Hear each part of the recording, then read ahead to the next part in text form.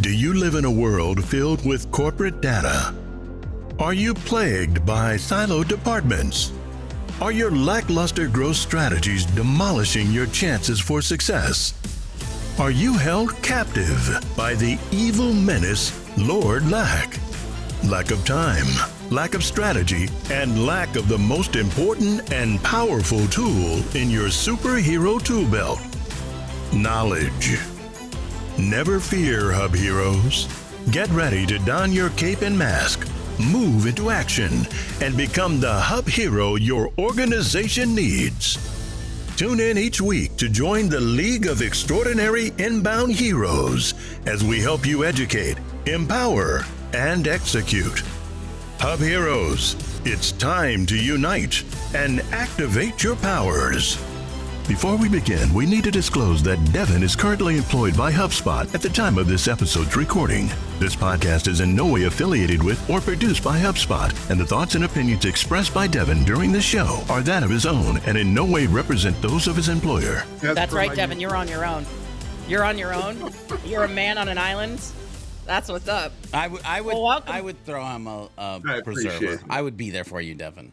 You would throw him a preserver. I'm not sure what you would throw me. Shade. After what happened before we started recording today, I don't know, George. I don't know what I'm in for today. He gets a like life vest. You get shade. Nice. What did I do? Nice. You didn't do anything.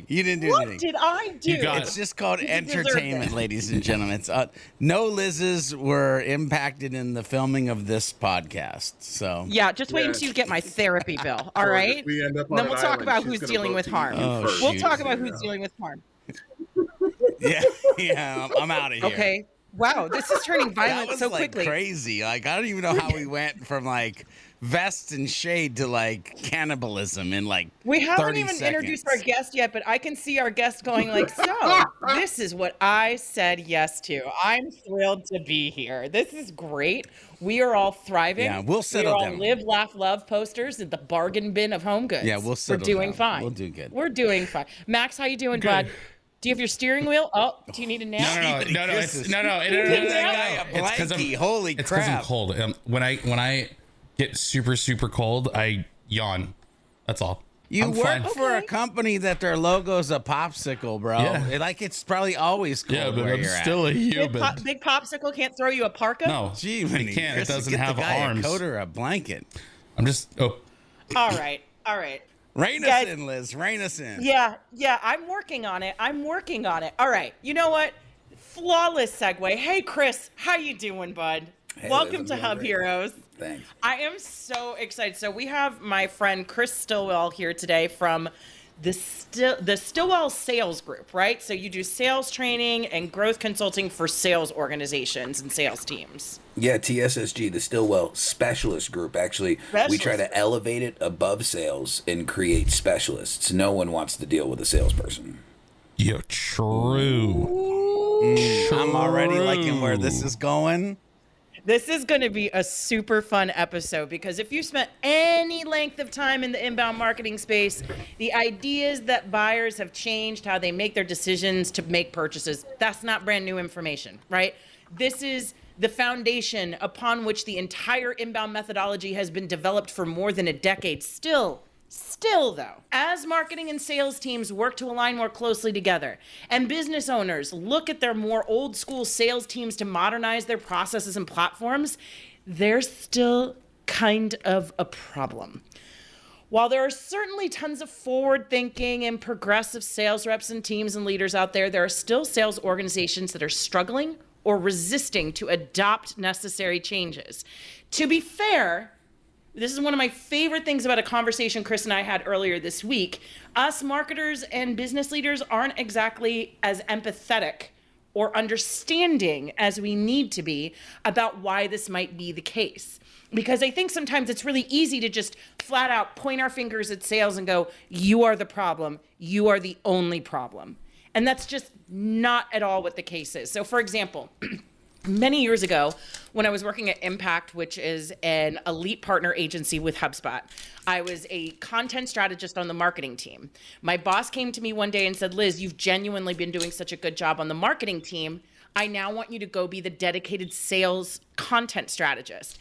And because I am Princess Tact and have I don't have a filter between my brain and my mouth, I just blurted out, am I being punished? And I felt like all of the fun stuff that I had been doing was now going away, and I was going to be sent to sad sales island where nothing was going to be fun and everything was going to be sad. But it ended up being the most transformative year of my career because I learned firsthand how sales teams are looked upon as profit centers and relied upon as a company's revenue producers, but they are often left to fend for themselves with scores of broken promises, limited resources, and a distinct lack of understanding from other teams that they're supposed to be working with, which is why, Chris, I am so glad you're here. I hope you guys don't mind. I want to go ahead and jump in with a question for Chris, because you gave a talk earlier this week at a sales seminar, and you opened with, buying has changed, sales hasn't. Why is that? What does that mean? Well, the easiest way to put it is it hasn't needed to.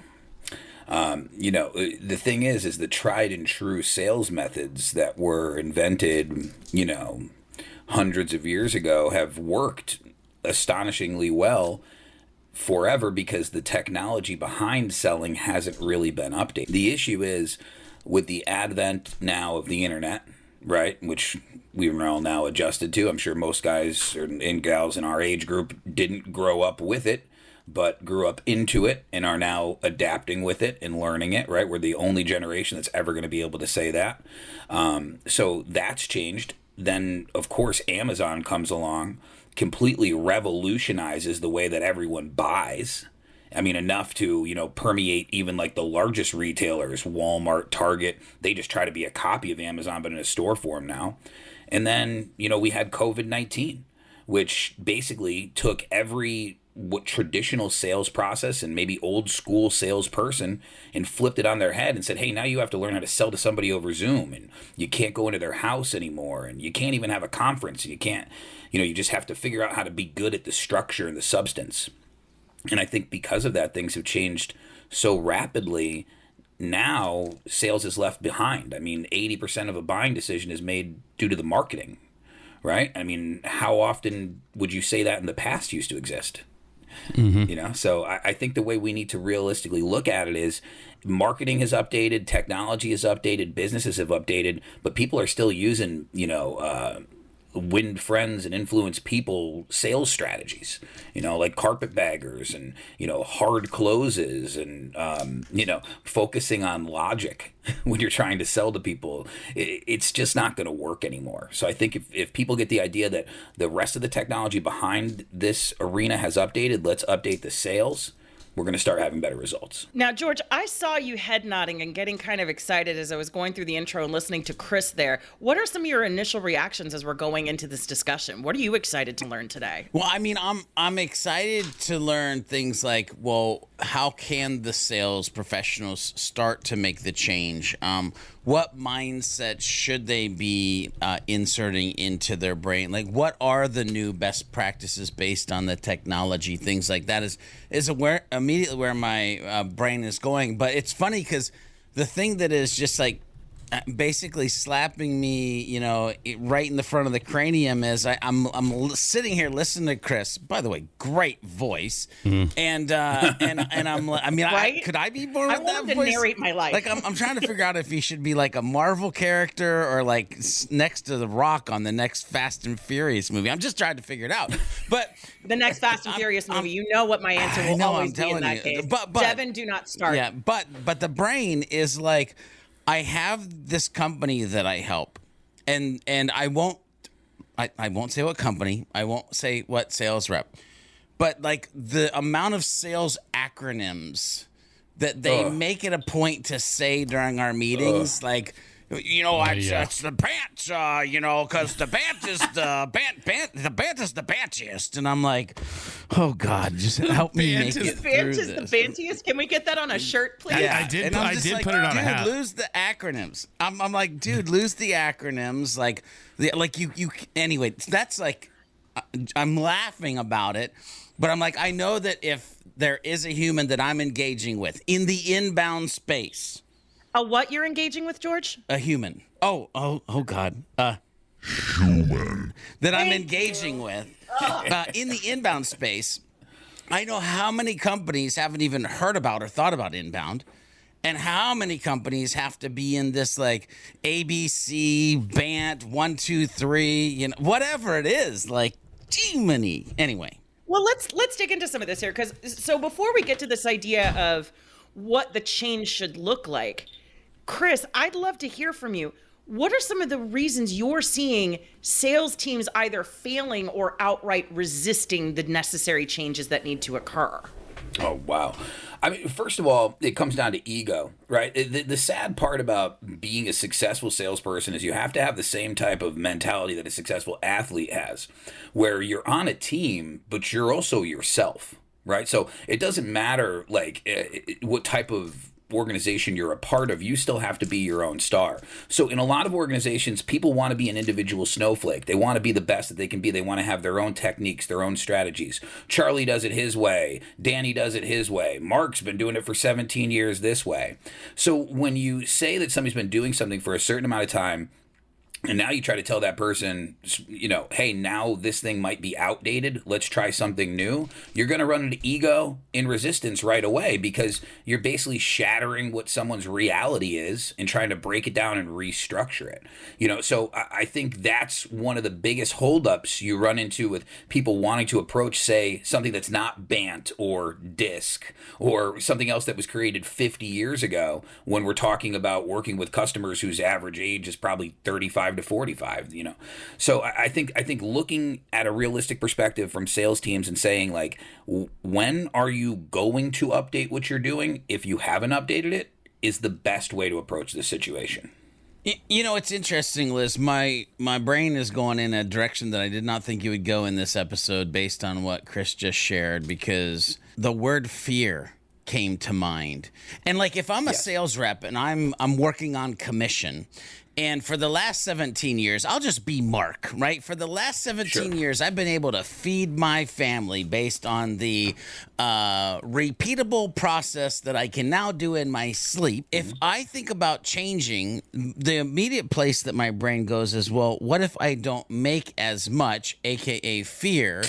And my worry is that an understanding of humans is that so many humans aren't willing to punch fear in the face, push through it for change, and maybe Mark actually doubles his income over the next 2 to 6 months. Well, I mean, that's the thing, right? Is I was talking to Liz about this specifically. Let's say that I come to marketing and I'm a business leader, right? And I come to the marketing department and say, hey guys, we're going to put into place a new software in a new marketing process over the next 18 months.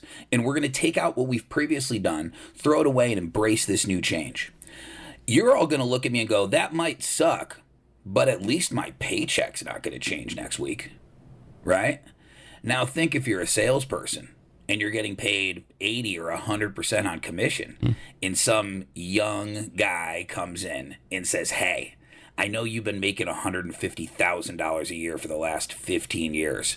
I got a better way of doing this, and we're going to switch it to my way with a bunch of new technology you don't understand.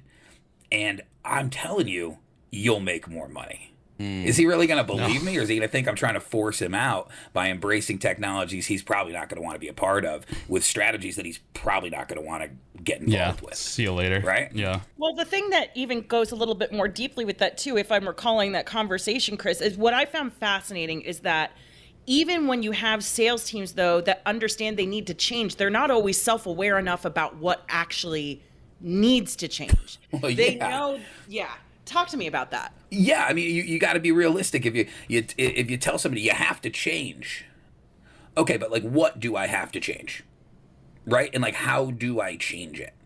And if I do change it, what do I do then, right? So you have to be realistic that when you're saying to salespeople, like, yeah, we want to change, you get the thing that George just said. You think somebody's going to show up with a 4-letter acronym and tell you this new method that's all of a sudden going to sell stuff to people. The problem is that the substantial amount of sales training that exists is tactical training, right? So it's like how to close better, or how to build rapport, or how to present your product better. But it's not a process, how to make a better process, how to start with a greeting to a customer, how to bring them through a series of questions that figures out what they're actually looking for, how to flip the sale back around, engage the customer so that they understand it's about them, not about you. Having things like that is what updates a sales process and makes it make sense now, as compared to in the past, you had to focus 100% on product. First of all, there was a thumbs up bubble that just happened on Chris's screen. Yeah, I Did saw it anybody too. else see that? I'm like, what the frick is that? Somebody it like just a did that in camera the filter? audience. I think maybe that's like a new thing. I think that was the audience. I appreciate that. Holy What? crap! We got our first Hub Heroes thumbs up from an audience. And by member. the way, it wasn't to any of us, it was to a guest. that's- We got to step it up, guys. I'm fine with that. But here's the thing. So this might be the podcast where we have said the word change more in like one podcast than we ever have. And I'm so curious. I want to poll like the rest of us sitting here. Devin, if somebody was to come up with you, Max, I'm going to ask you the same thing, and Liz.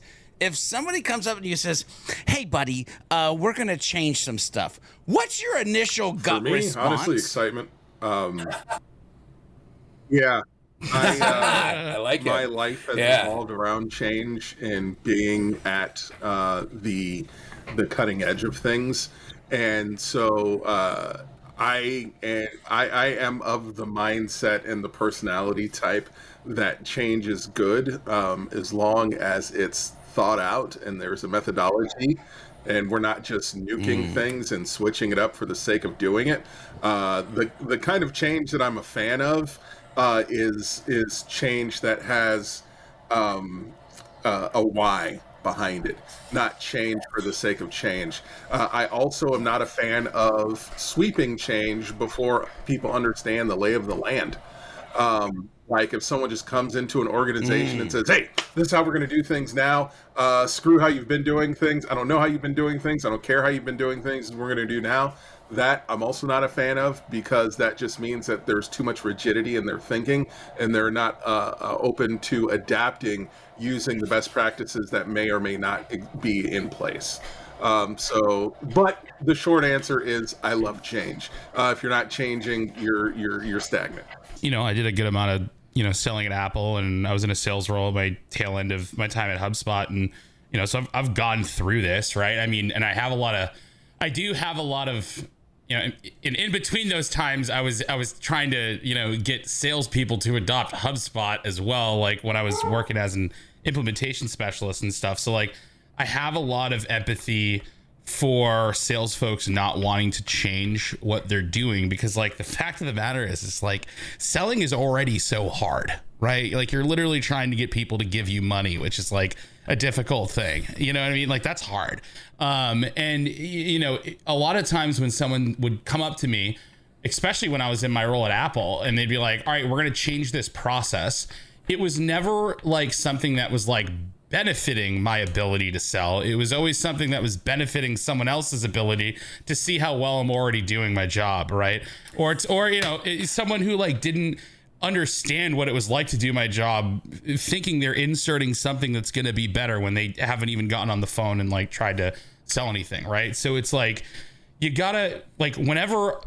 What I would do whenever I was trying to drive adoption with sales reps, because I'd probably been on hundreds of calls with salespeople that got HubSpot CRM, and they got their whole, the sales manager or the marketing people brought the sales team in, and they're all sitting with me on the Zoom like, why the f am I here, right? And I have to be the one to convince them, like, guys, listen, I know this is like a new system and everything, but like there is stuff that can make your life easier. And I would have to like do a lot of legwork to be like, so are you guys doing this? Is this a pain in the ass? No. Is this a pain in the ass? No. Is this a pain in the ass? Yes. Okay, let me show you this thing that's going to make it less of a pain in the ass so you can see why this is important for you, not just your boss who wants to keep track of what you're doing, right? So for me, it was like, you have to figure out what's actually making the seller's life easier, because sellers will always look for a leg up. right? But oftentimes new technology is never presented that way or purchased with that being the intent, right? So it always makes it really, really tough to change what a sales rep is doing because they know it works so far if they've been successful in that role, right? So I don't know, it's a bit of a ramble, but like that's kind of what's in my head. Yeah, and as much as I love that ramble, I still don't know if you love or hate change. Like if I came over and said, buddy, we're going to change everything the way that we do it in your organization or in your house, if your gut response would be wee or oh. Yeah, change is good if it benefits you. That's Okay. you know what I mean? If it doesn't, then you're gonna push back on it. Yeah. By the way, hold on. I disappeared for a second. And I just have to show everybody the band hat. The band hat. This is belugas and narwhals together. That's however. amazing. So, anyway, that's a lot. Don't get me started on why I don't like bandits. That we could do a whole episode. We love belugas. We'll bring you back We for love that one. belugas and narwhals together, though. That's the thing, right? So. Absolutely. They're delicious from what I've heard. Oh, here we go again. Oh my God. Too soon? No, you fit right in. You fit right in. Oh, okay, good. All right. I didn't know if you no, guys perfect. recently had a friend lose a whale or something like that. Well, I mean, I was not hugged enough by belugas as a child, but that's also why I'm averse to change. So, George, did you want me to weigh in about my thoughts on change here? Because it's funny because I feel like I'm getting the HubHeroes correct answers because I hate freaking change. No, that's what I was going to say. of course. I don't like it. change. I don't like it. Don't But here's move my shit. Like, I want my stuff to be where I left it. Like, don't come clean my office. I liked it just the way it was. Like, but as far as organizations, I'm like, if we can make more money or we can have more time, maybe I'll embrace change. Embrace the messy. Now, my feeling on change is this. When people come to me with organizational change, at least historically speaking, I know exactly how Max feels. I was never in a sales role, but often when people are bringing in change, the change management strategy, the way by which they are communicating the change, talking about the change, it fails. And often you'll end up in scenarios where it's like, Max, how many times were people coming in to ask you to change your sales process so someone could claim credit for part of a sale? All the time. You know what I mean? Like that's, it's stuff like that. I think there was a running joke for a little while, though, at Impact. Bob Ruffalo, who runs Impact, we used to joke, like, tell Liz a big piece of news and let her sit with it for 12 hours before you ask for her response. Because my knee-jerk reaction is, no. Why? I don't want to. I don't get it. I don't understand it.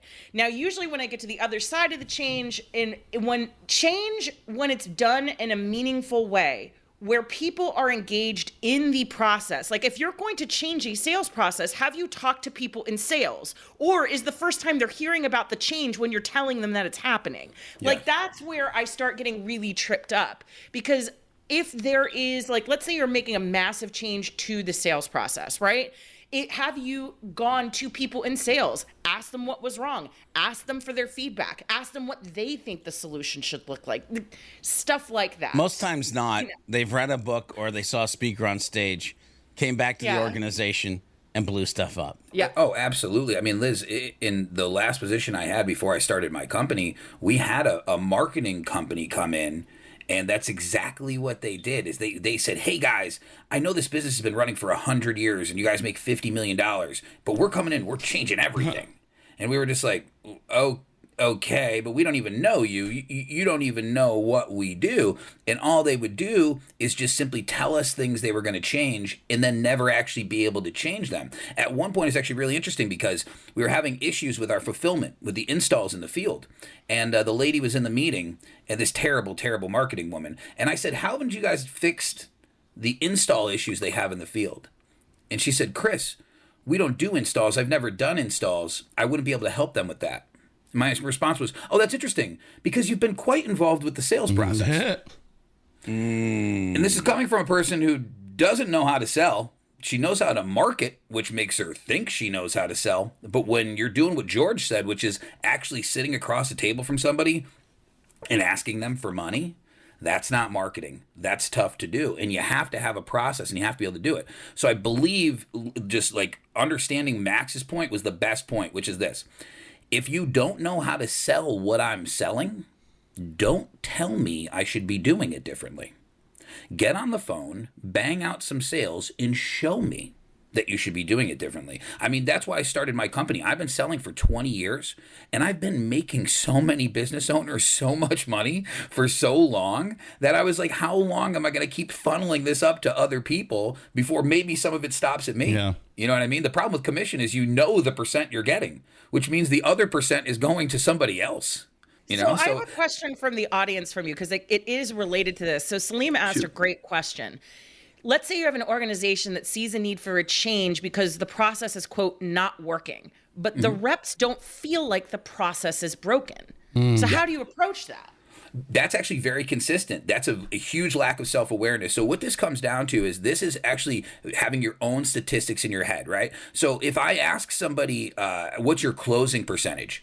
That's a question that I'd ask consistently in sales. And it's a thing marketers want to know all the time, right? You guys need to know what these teams are closing at because you want to judge how good leads are and where they're coming from. And, maybe the Google leads close at a higher percentage than the Facebook leads or whatever it comes down to. Well, when you have salespeople who think they're doing good, all it comes down to is look at their paycheck.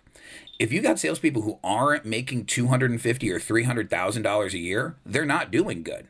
Because at any job with the current climate that we have right now in America, with the ability to sell products that you can, with the skill sets that exist out there, you could easily be making middle to high six figures, working 40 hours a week with a good sales job. The problem is people just don't think that's an opportunity. So when you have a team of people who are all used to making $70,000 or $80,000 a year on commission, they think they're crushing it at 40% closing rates. Their sales cycles are 3 or 4 weeks. They think things are going great.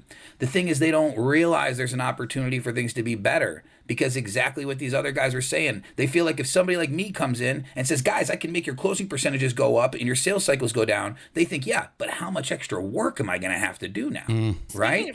Yeah. Like speaking of extra work there, it reminds me of a conversation you and I were having about, marketing leads or business leaders coming in saying, well, we want to quote unquote fix your process. And meanwhile, then you end up with sales reps who are struggling because thanks a lot for all these changes that have now reduced my amount of time to sell, or you've just created more work for me. How does that happen?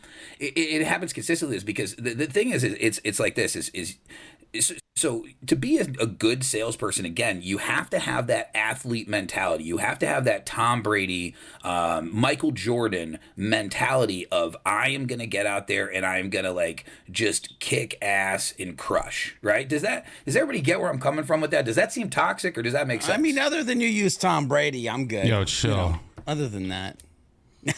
Yeah, come on. He's the go. He's the go. So, I mean, realistically, what it comes down to is to have that personality and have that way of thinking, and to have that thought process kind of causes you to be egotistical and not be able to see the light the right way. One of the things that I've found has worked for me in the past, when I'm implementing change that affects commission, is I will take just one person and implement that change with one person and let that person be the bunny that leads the other dogs to the finish line. Because when I'm dealing with egos, and this was something I found a lot when I was younger, not so much now that I'm in my 40s. But when I was trying to implement change when I was in my 20s or early 30s, people just look at me like, you don't know what you're talking about. You're just a kid. I'm like, all right. And sometimes I had to be that dude myself where I was just okay, you do it your way. I'm going to do it this way that I know is going to work better and watch what happens. And then destruction, mayhem, and people would just, how? What just happened? So sweeping change may not always be the answer when change management, especially in a sales org, is in place, because the problem with dealing with these people who are used to operating on a certain level, they think that they're elite championship people when they're really in the AAAs. And it's like, okay, like Wolf of Wall Street, when he walks in and just instantly crushes a sale, and these guys don't even make that kind of money in a month, and he does it on one call. And so it's like, all right, I'm just going to show you. I'm not even going to tell you. I'm just going to show you. And then when you come to me and ask me how it's done, now it's time for company-wide change management and building up from there. And that makes sense, though, right? Because if you have the right organization, you have the right process, built, you could take that process and kind of drop it into any different sales structure. And kind of that's what he was kind of showing with the Wolf of Wall Street was like, hey, you know, we were doing these other, I was doing other sales like this. Why can't I use this same structure for these penny stocks, right? And that's how I think about it. And the way I think is so funny. And like, if you talk to the average salesperson, and I'm not trying to dig at people, guys, I'm a sales guy. I've been selling for 20 years. It's what I love to do. It's who I work with. But if you talk to the average guy and say, could you just write your process down for me? It's going to be a hard no. They're going to tell you my hand's broken. I got carpal tunnel. I don't know how to use that kind of pen. I'm not used to that paper. I've actually got to go. I peed my pants. They're going to give you like every excuse possible to not have to write their process down because they don't have one, man. Yeah. You know what I mean? Think about it. 90% of us got into sales because we were dropouts and losers. We weren't going to go to college. We needed to learn how to do something. And they said, look, you can't actually change the oil yourself, but you could probably get somebody to buy a card to change oil. So, oh, okay, I probably could do that. What do you need to teach me? Like, well, we're going to teach you on the job. Look, there's not a lot of jobs where you're going to become an expert if you're learning on the job. And that's what's so crazy about salespeople is like, if I said to you, hey, I want to hire you as a salesperson, what's your sales structure? Can you explain to me how you go through a sale? Most people can't. Yeah. They just can't. But if I turn to marketers, right, and I said, could you take me through how you build a basic marketing campaign for a small to medium-sized business with a budget of $200,000 a year? Easy peasy. You'd be able to give me a quick rundown of, oh yeah, first thing we do this, second thing we'd put this into play, we'd link up their SEO, and so that's a process, right? And if I go to a guy in the field who say installs stuff, and I say, hey man, you're going to build this website for us, right? How are you going to do it? He's not going to go, I just do it. He's going to tell me step by step. Oh, first thing I do is register the domains, pull this stuff up. So that's where sales has the biggest problem, right? Is those egos I was telling you about, Liz. They don't want to develop a process. They don't want to write it down. They don't want to look at it and say, how can I analyze this? One of the biggest things I see is the three biggest objections people run into, right? And for most industries, it's the same type of thing. It's like, let me talk to my spouse, right? Or let me talk to my business partner if it's B2B, right? And then the second one is, I need some time to think about it, right? People tell you they need some time to think about it. And what's the third biggest one? It's price, right? But we know that none of those three things are actual real objections. We understand that those are surface level, basic objections that people are going to tell you because you haven't done a good enough job at getting them to understand the value behind your product and that they should move forward with it today, right? So what you'd say to a normal person is, well, you keep getting those three objections, Chris. What have you done during your sales pitch to work in pre-handling of each one of those objections so that on the next call you go to, you can't run into one of those three? Most people are going to tell you, well, you can't do that. It's just not possible. I mean, some people just need to think about it, and other people really want to talk to their spouse, and maybe the price is too high. No, just be better. Learn, develop, write.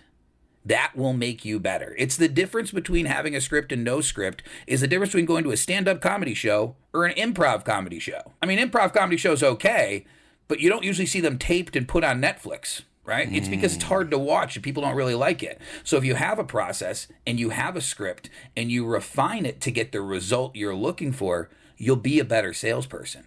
It's just not something a lot of people want to do. Yeah. It's so interesting because, this is gonna be quick, Max, and you can go. Yeah. But like, as I hear you saying that, Chris, it's like it's easy to practice a process. Yes. It's not easy to practice just like the ether.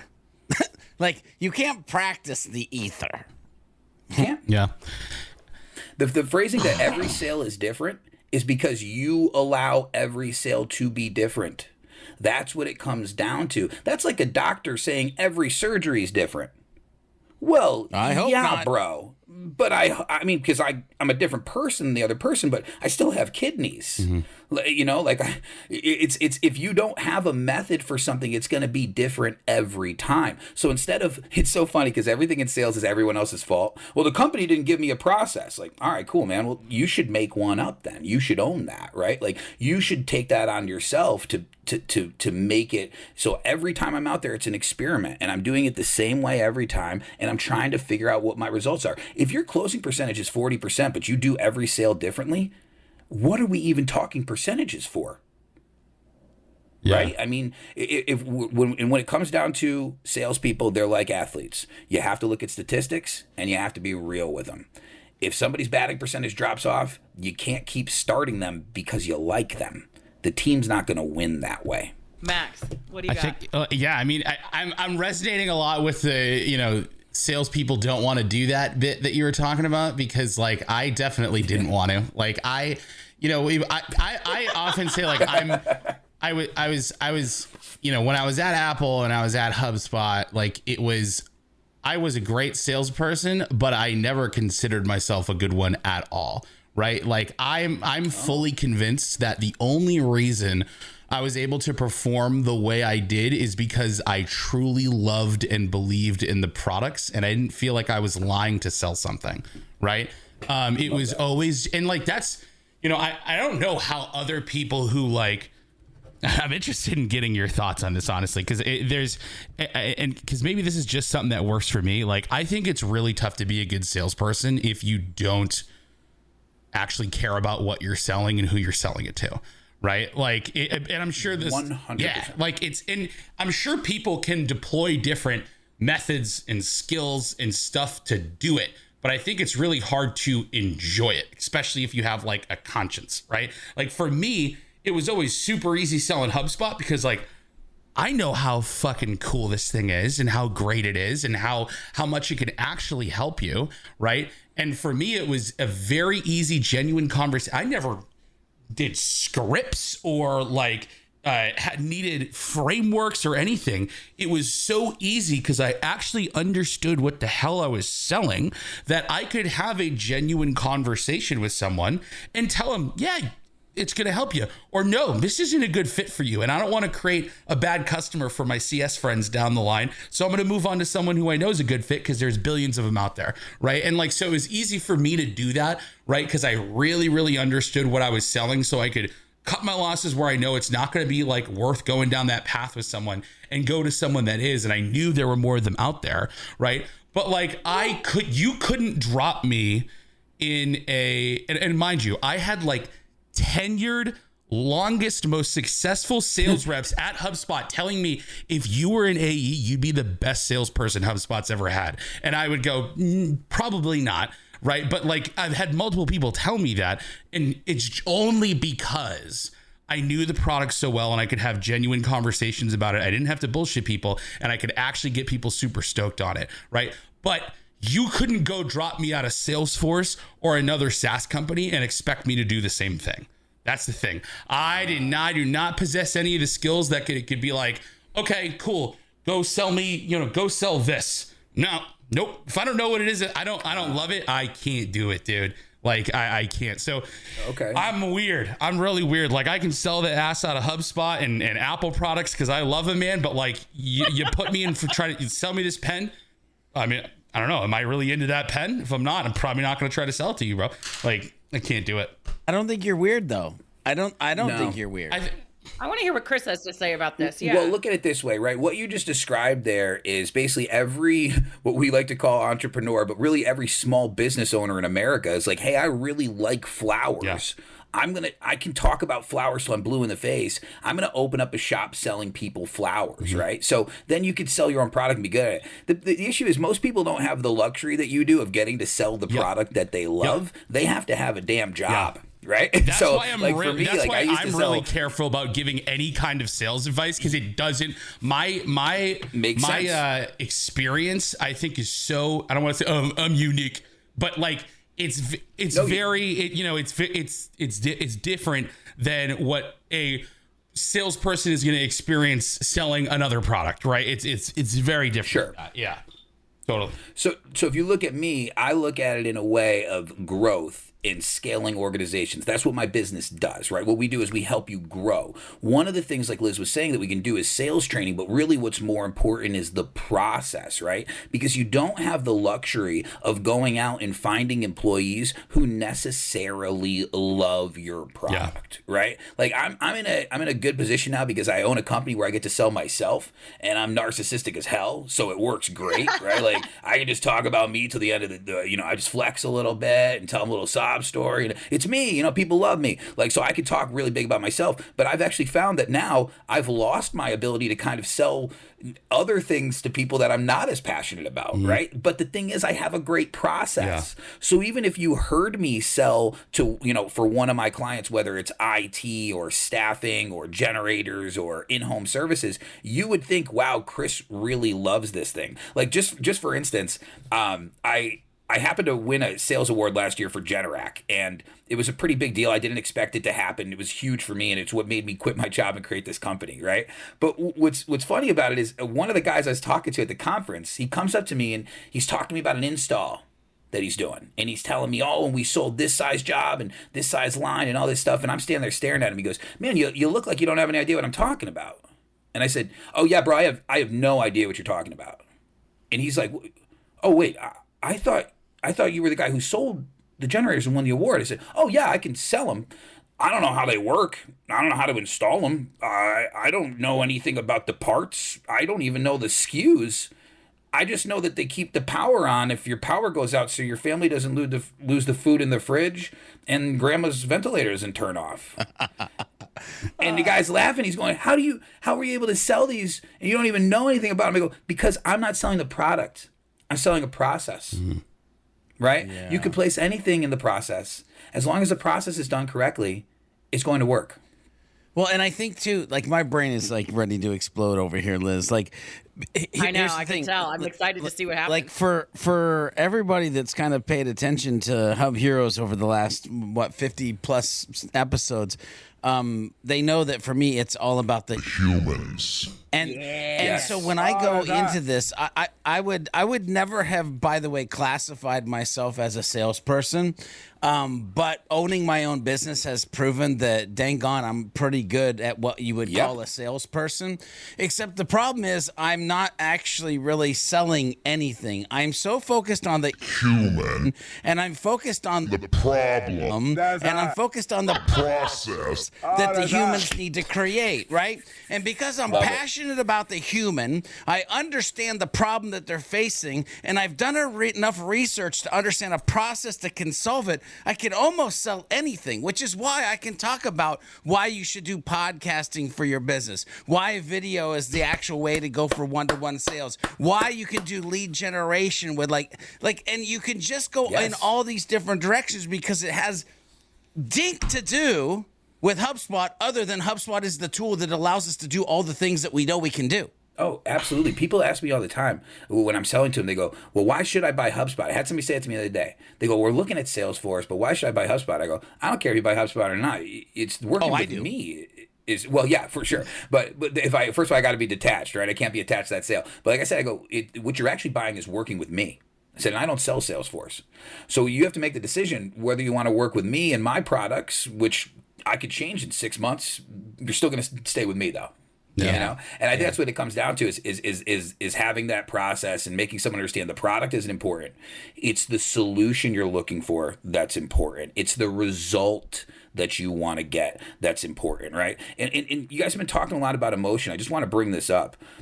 Harvard did a business study, and of course it was on corporate selling, but we try to extrapolate that out because B2C studies are really hard to do based upon specific customers. But what they found was 30% of people made a buying decision based upon logic, right? So based upon facts, figures, money, that's how 30% of people made a buying decision.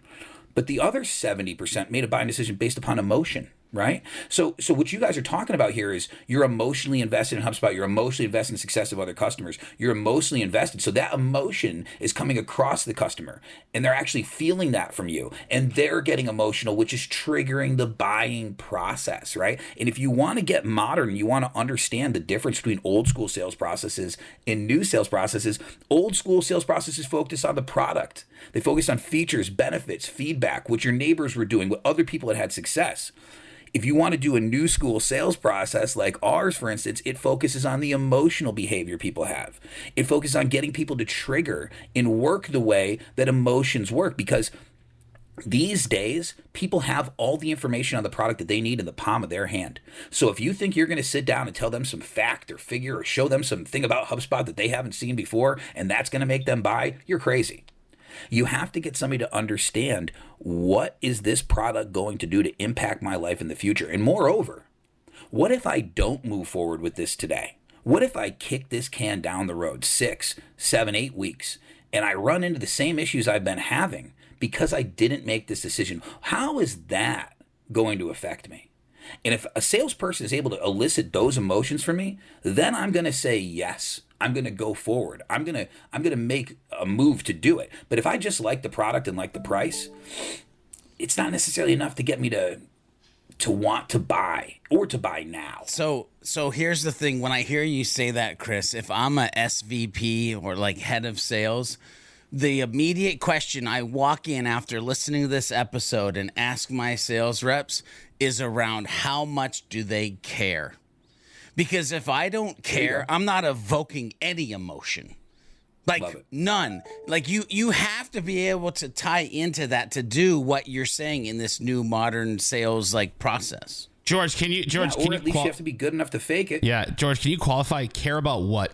Well, I think the human. To care about the person they're selling to, or care. I think the hurdle that they're trying to get over, or the aspirational goal they're trying to reach, and that for me, by the way, is the trifecta that I'm always paying attention to anytime that I'm talking to somebody. Is who's the human, where are they stuck, and where are they trying to get to? And inside that, I'm going to find the magic tools, mindsets, best practices, strategies to like lay down in that specific moment. Like that's my triangle of specificity, if you will, that I'm always paying attention to. Yeah. So the cool thing is, George, if you can develop a process good enough, not saying that you don't right now, right? And let's say that you look at your average call right now, right? For instance, and you say, you know what? I talk to these customers. I'm passionate. They love me. I love them. I'm on the phone with them for an hour and a half and I close them. That's great. Awesome. Now you say all of a sudden, hey man, I want to make more money next month, right? Like I don't like how much money I made this month. I want to make more money next month. So it takes me an hour and a half to close a person, which means that if I schedule 2 more calls each day, I can work an extra, 12, 15 hours a week. So each month I'm working an extra 60 hours a week, but I'm going to make more money. But what if you could dial that process down that takes you an hour and a half to get that emotional commitment from the customer to 20 minutes? Right? So now you can get that same reaction that you were eliciting with an hour and a half conversation or a 2-hour conversation, that you had to go through this whole thing to get all this emotion out of this person and connect with them and get them to buy from you. If you could boil that down to less questions and make it maybe 20 minutes, now you could sell to 3 customers an hour as compared to 3 customers a day. And now you're doing what you said you want to do, which is you said you care about humans and you want to help people. So right now, by not having a good sales process, George, you're actually hurting your customers because you're not offering all of them your service at the level they could be buying it from you, because you haven't decided that you think, hey, these people like me, it's emotion. Could I do a little better? Maybe. Chris, where do I sign up? Where do I sign up? Can we talk about the fact that we basically now need to have Chris back like once a month for sales therapy? Because like the amount of feelings that we've been working through today. I want to end today's conversation, actually, Chris, by asking you a question I asked you a few days ago in front of an audience, because I think it is the answer that you gave was so critically important. So the question I asked him was this: let's say you have a sales organization that is head nodding along with Chris. They're like, I get it. I freaking love this. You're absolutely right. Process is great. Scripting is like all of these different things. You're right. We haven't changed in the way that we need to change. How do well-meaning, change-seeking sales organizations still fail? What are the mistakes that they're making in an attempt to affect change that are avoidable? The biggest one is not enabling your team with the tools necessary to get the job done. If you had guys who were doing deliveries and you bought them a cart, said, we're going to deliver on the cart, guys. You got a bike in the front of it and you're going to pedal it down the road. And somebody said, hey, you could just buy a truck and make that delivery easier. But you went, whoa, there's a little bit of an overhead investment. We can't do that. We don't want to buy a truck. That's the same way that people look at sales organizations. It's ridiculous. They won't buy that truck. They won't make the investment into the better technology to make the job easier for their staff.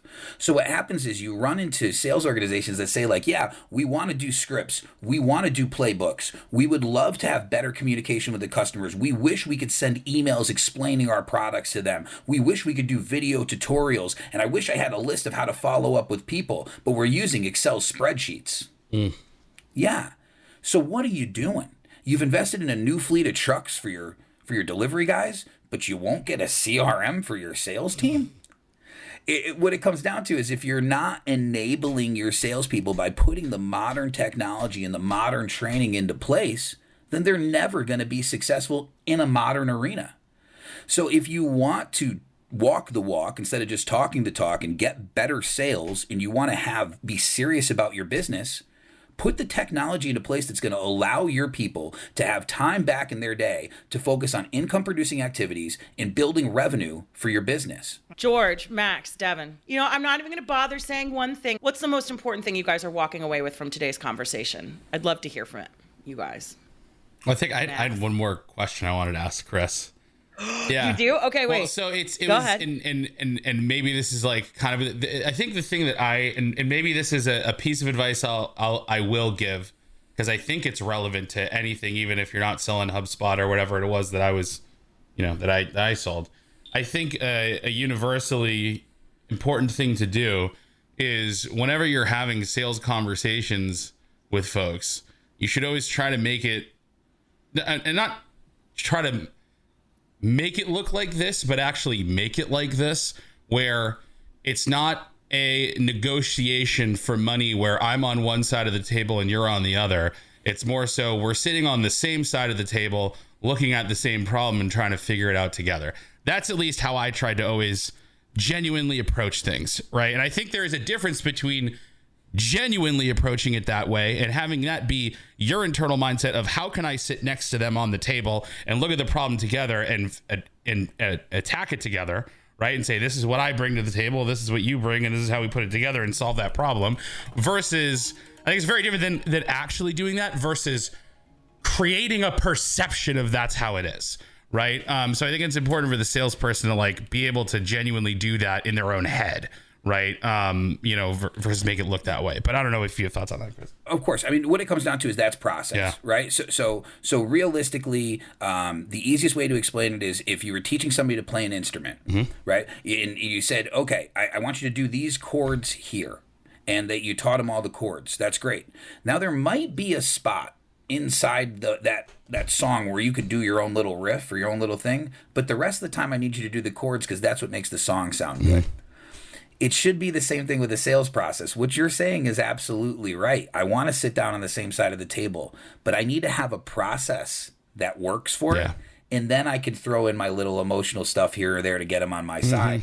But whether it's sitting across the table, on the same side of the table, or in a different room, you have to have a process that works. Yeah. I love that. George, Devin, what are your big takeaways from today? Because, by the way, Chris, we're definitely having you come back. We clearly have lots of sales questions that we want to talk to you about. Great. Clearly. Don't worry. I literally have nothing going on, so I'm good. Nothing going on. It's fine. Yeah. I'll just come running down the hall. He and I work at the same co-working space. Come on. We have more sales questions for you. There you go. Wait, same side selling is what I just said a thing? Yeah, dude. Oh, Ian cool. Altman, he's a buddy of mine, wrote the book Same Side Selling. Literally the words that were coming out of your mouth, I'm like, all right, well, here's the deal. He doesn't know. I don't know. Second generation selling. It's second generation selling. It's good selling. It's definitely good selling. I don't read books. We just get balloons on Chris? Yeah, where is that coming from? I swear I'm not paying my wife to do that. That is not like a thing I even know. I just was afraid that I was afraid that was the end. You guys were like, hey, here's balloons. We'll see you. We're going to do another podcast after this. Seriously? No, apparently people just really like you and they don't like us. This is so hurtful and disappointing. Oh, wow. Here, can I give you guys balloons? Is it possible for me to do that? I'll throw some balloons out. Wait, is it hand gestures? Buddy. Is that what they're saying on the chat? No, I don't think so. Anyway, okay, let's rein this in. So here's... okay, I'm going to go because, Devin, I know you still need to go, and I know I want to be cognizant of Chris's time. For me, Liz, I am going to keep it to one thing. This episode has proven to me the importance of understanding the people that you're serving, connecting their head to their heart, because when you can connect the head to the heart, you get to the wallet. Now, notice I mentioned wallet last. You're literally taking care of the human first, and then you'll reap the rewards out of that after. Change management sucks. Devin? That's it. That's the post. Change management is not fun. Oh my God. That's a tweet. Mine is not as simple, but it's a simple one. If you are the marketing leader, the business leader, the whomever who isn't in sales, looking to affect change from within sales, look at yourself in the mirror and ask who you're really trying to help. Are you trying to help yourself, or are you trying to help sales? If the answer is the latter, are you going to talk to them about the change you've already decided going to happen? You have a large problem. You need to go back a few steps and involve sales in the decision-making process to affect change within that organization. What I feel, I'm walking away from today feeling a lot of empathy for sales teams who are asked to do so much to literally carry companies on their back, but they are under-resourced. They are often, they don't even bother asking for training because companies won't give it to them. They won't give them the tool. They're like, here, I know you wanted HubSpot, but how about an abacus? That'll be fun. Like, they're asked to work in the Stone Ages, right? And then we wonder why they're so prickly. We wonder why they don't trust us. We wonder why when we're like, what's your process? They're like, why do you want to know? My hamster has an IRS audit. I got to go. Like, we wonder why they run from us. We wonder why they don't want to tell us anything. But Chris, before we let you go for today, how can people find you and get in touch with you if they have questions or want to know anything? Oh, well, so the company is TSSG. It's the Stillwell Specialist Group. And you can get us at wearetssg.com or follow us on social at wearetssg. And you'll see my wonderful little corgi, Kite. He's my buddy. He's our mascot. He is on the website, and he is not for sale. But if you have a good enough pitch, he might be. He might be willing to jump ship. Dang. No, yeah, so check us out for sure. You know, the company's great. We just got today gold status with HubSpot. We've only been a HubSpot partner for 6 months. Nice. Let's go. So that might be a record. We'll see. And there's just more down the pipeline. And, we're just growing and really just helping people try to expand their business, create more jobs, and create more money for hardworking entrepreneurs and individuals who are busting their ass to get this country running again. I love it. Well, everybody out there listening, thank you for joining us. And we will talk to you all next week. Look at that. Only 2 minutes over. We did it, guys. Efficient. Good job. Victorious. Happy. Awesome. Okay, Hub Heroes, we've reached the end of another episode. Will Lord Lack continue to loom over the community, or will we be able to defeat him in the next episode of the Hub Heroes podcast? Make sure you tune in and find out in the next episode. Make sure you head over to thehubheroes.com to get the latest episodes and become part of the League of Heroes. FYI, if you're part of the League of Heroes, you'll get the show notes right in your inbox, and they come with some hidden power-up potential as well. Make sure you share this podcast with a friend, leave a review if you like what you're listening to, and use the hashtag HubHeroesPodcast on any of the socials and let us know what strategy conversation you'd like to listen into next. Until next time, when we meet and combine our forces, remember to be a happy, helpful, humble human, and of course, always be looking for a way to be someone's hero.